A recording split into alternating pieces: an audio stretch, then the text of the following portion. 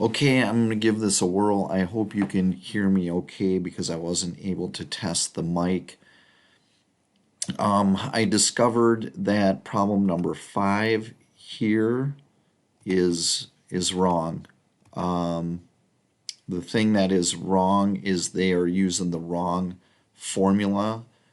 In a previous worksheet, this was infinite, so please just cross off number 5 for now. Okay, let's take a look at 7 here. 7 and 8. Okay, 7 is arithmetic. I know this because of the form that this is in right here. This, the number in front of the n, that is going to be D. I'm trying to write that with my mouse. That's D, okay? And so the formula they use is the sum is n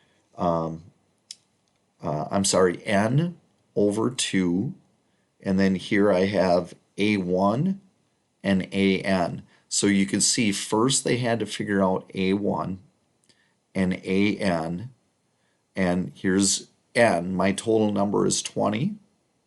Here's a1, my first term. Here's my last term. Plug it in. Got the answer. Okay. Down here on number 8, right here, whenever you have this and you have an exponent, this is going to be geometric. Yeah, sorry for that, writing with the mouse. So I want to use this for the sum formula of geometric, and they gave you two different formulas that are both the same thing.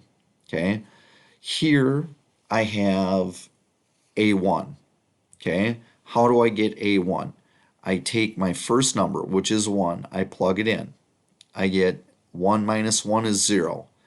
Any number to the 0 power is 1. So right here, this is 1 times 3/4. So my first term is 3/4. This number, that is the base of this exponent, is always going to be r. So here's a1, 1 minus r to the n over 1 minus r. Basically, that is it. You have arithmetic, use the right formula.